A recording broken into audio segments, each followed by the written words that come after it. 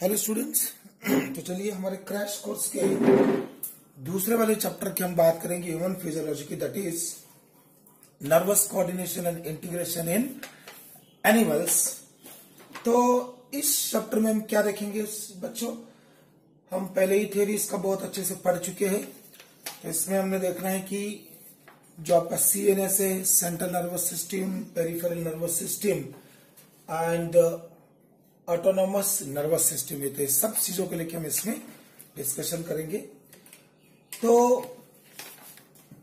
चलिए पहले क्वेश्चन से स्टार्ट करते हैं। तो क्वेश्चन नंबर 1 इज, आप पढ़ेंगे अभी पहला वाला क्वेश्चन। देखिए, related to the impulse generation and conduction का क्वेश्चन है। During the development of action potential in nerve fibres, positive and negative charges on outer and inner side of axon membranes are reverse due to.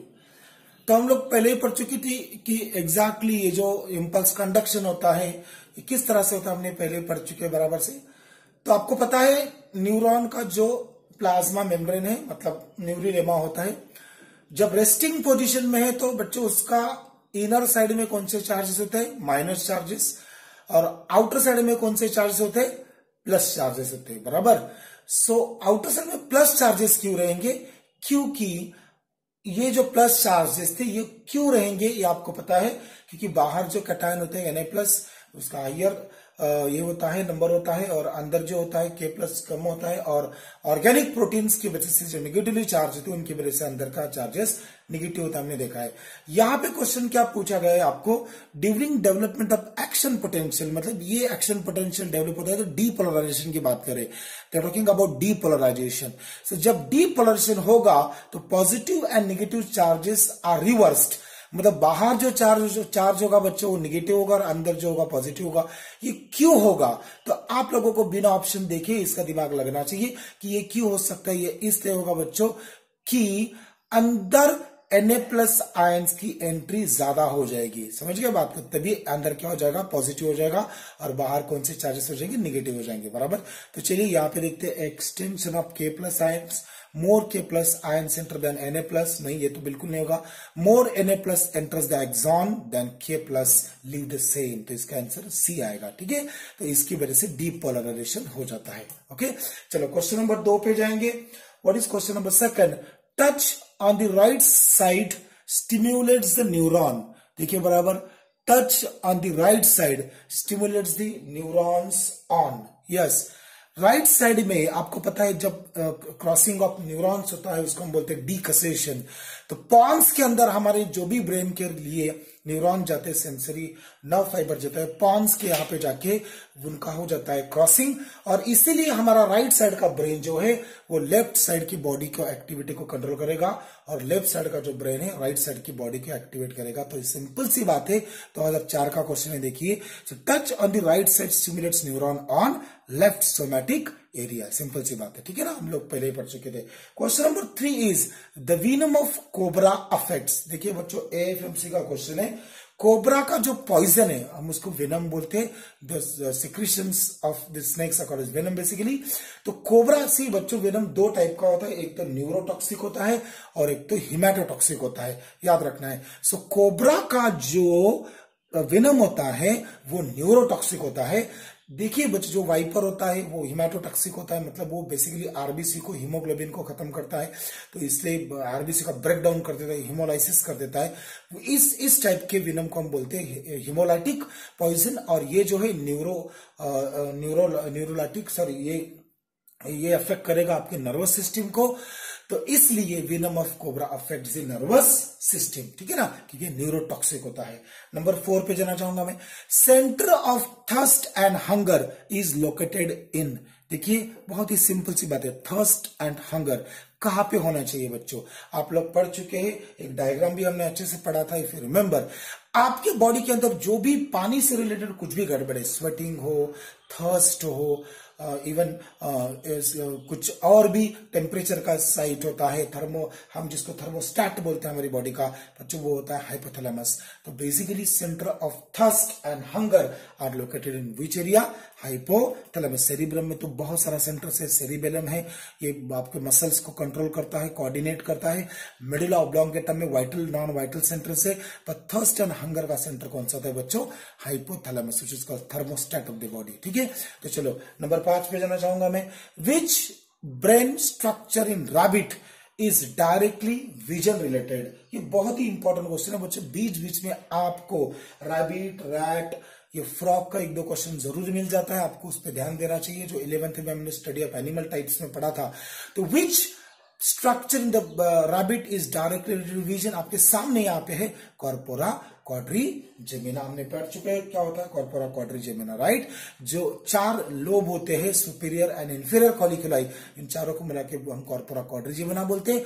और rabbit के अंदर वो vision से related होते हैं, directly related होते हैं, हमारी बॉडी में इनडायरेक्टली रिलेटेड होते हैं। ठीक है, क्वेश्चन नंबर 6 पे जाएंगे। This is related to the refractory centre. तो चलो देखते हैं, क्वेश्चन नंबर 6 पे जाएंगे। The refractory centre which regulates the respiration is located in. तो ये जो चैप्टर बच्चों देखा जाएगा तो ये ब्रेन से रिलेटेड भी है और कंट्रोल ऑफ रेस्पिरेशन से रिलेटेड भी है। सीडीसी 1994 का क्वेश्चन है। तो ये जो पीरियड होता है, रिफ्रैक्टरी सेंटर होता है जो रेस्पिरेशन को रेगुलेट करेंगे बच्चों, ये आपको कहां पे मिलेंगे? मेडुला ऑब्लोंगेटा में मिलेंगे। It's not cerebral pedicle, it's not vagus, now it's not cerebellum at all. Your answer is going to be medulla oblongata. सबको पता है medulla is the main seat of respiration. Respiration का जो centre से medulla में होता है, Pond's में भी इसका सेंटर पाया जाता है, but medulla is the main seat for respiration. ठीक है, चलो क्वेश्चन नंबर 7 देखेंगे। The common feature among the acetylcholine, nor adrenaline and serotonin is. बच्चों सब का सब क्या है? ये तीनों जो आपके सामने पड़ा है, ये तीनों क्या है? एसिटिलकोलिन है, नॉर एड्रीनालिन, सेरोटोनिन।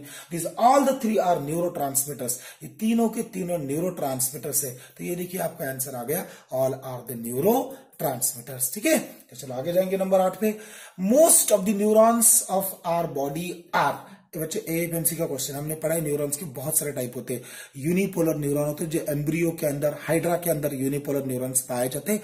ज्यादातर हमारी बॉडी में एडल्ट में यूनिपोलर न्यूरॉन नहीं होते हैं, ये एम्ब्रियोनिक कंडीशंस में पाए जाते हैं। Bipolar neurons are the characteristic of your retina.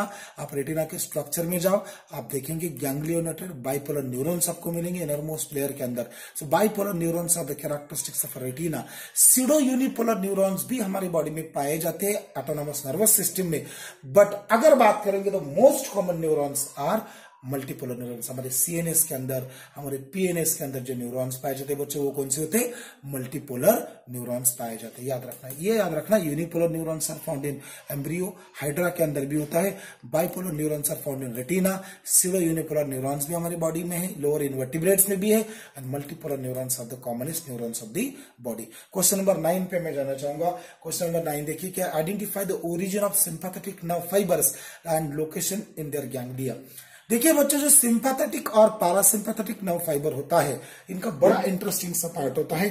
जो सिंपैथेटिक नर्व फाइबर है और पैरासिंपैथेटिक नर्व फाइबर है, the related to autonomic nervous system.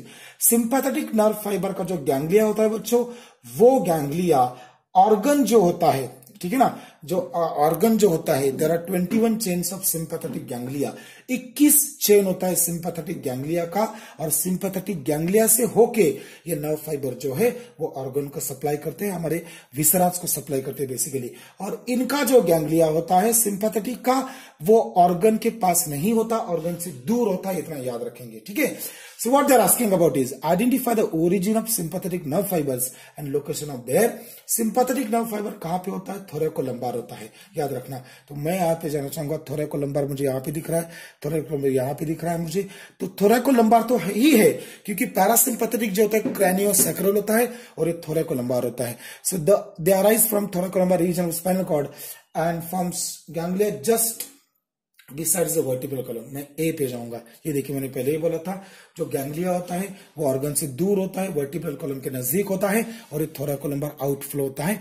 और पैरासिम्पैथेटिक जो होता है बच्चों, वो पैरासिम्पैथेटिक आपका होता है क्रैनियोसेक्रल आउटफ्लो, और उसका जो गैंग्लिया होता है वो गैंग्लिया बिल्कुल ही नजदीक होता है। किसके नजदीक होता है बच्चों? Yes, it is very close to the effector organ. ठीक है, तो चलो आगे जाएंगे क्वेश्चन नंबर 10 पे। During resting condition the membrane of the axon is, चलिए 95 APMC 1995 का क्वेश्चन है। रेस्टिंग कंडीशन में एक्सोनल मेम्ब्रेन कैसे होते हैं, हम लोग पहले ही पढ़ चुके इस बात को। हाँ, क्वेश्चन नंबर 10 की मैं बात कर रहा हूं। देखिए रेस्टिंग कंडीशन में क्या बात होगी, बाहर के जो चार्जेस है बच्चों, वो चार्जेस रहेंगे पॉजिटिव और अंदर के रहेंगे नेगेटिव। बाहर पॉजिटिव रहने के लिए आपका Na+ कॉन्सेंट्रेशन बाहर ज्यादा होना चाहिए और K+ कम होना चाहिए। रेस्टिंग कंडीशन में 3 Na+ को बाहर निकाल दिया जाएगा एक्सॉन से बाहर, और 2 Na+ को एक्सॉन के अंदर डाला जाता है। So during resting condition the membrane of axon is impermeable to Na+ and K+। 100% correct है, ठीक है ना। वो जो एक्सॉनिक मेम्ब्रेन है वो Na+ और K+ को इम्परमेबल रहेगा। इनका जो ट्रांसपोर्टेशन हो सकता है वो सिर्फ चैनल्स के थ्रू ही हो सकता है, पंप के थ्रू ही हो सकता है। सो Na+ और K+ पंप वहां पे पाए जाते हैं, वहां से 3 Na+ को बाहर दिया जाएगा और 2 K+ को अंदर डाला जाएगा। ठीक है, तो इसका आंसर ए आएगा। क्वेश्चन नंबर 11 पे मैं जाना चाहूंगा। Node of Ranvier is the place where, neuron का स्ट्रक्चर अगर आपने देखा होगा बच्चों, स्ट्रक्चर ऑफ न्यूरॉन आपको पता चल जाएगा। Node of Ranvier is the place where, yes, ये क्या होगा, ये होगा कि जो भी ये होता है बच्चों, याद रखेंगे, यस, ये कहां पे होगा, यस, ये आपको मिल जाएगा। Node of Ranvier is the place where myelin sheath is discontinuous, ऐसी जगह जहां पे माइलिन शीथ जो होता है डिसकनेक्ट होता है, कंटिन्यूअस नहीं होता, ये याद रखेंगे। ठीक है, so it is not continuous.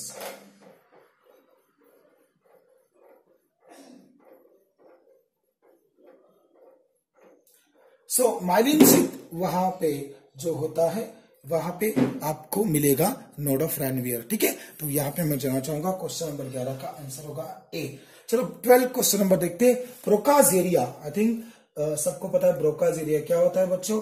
Broca's area is the place where you find that, just a minute, yes, आपको पता होगा ब्रोकाज एरिया कहां पे होता है, कौन बताएगा कहां पे होता है ब्रोकाज एरिया, दिमाग लगाइए प्लीज।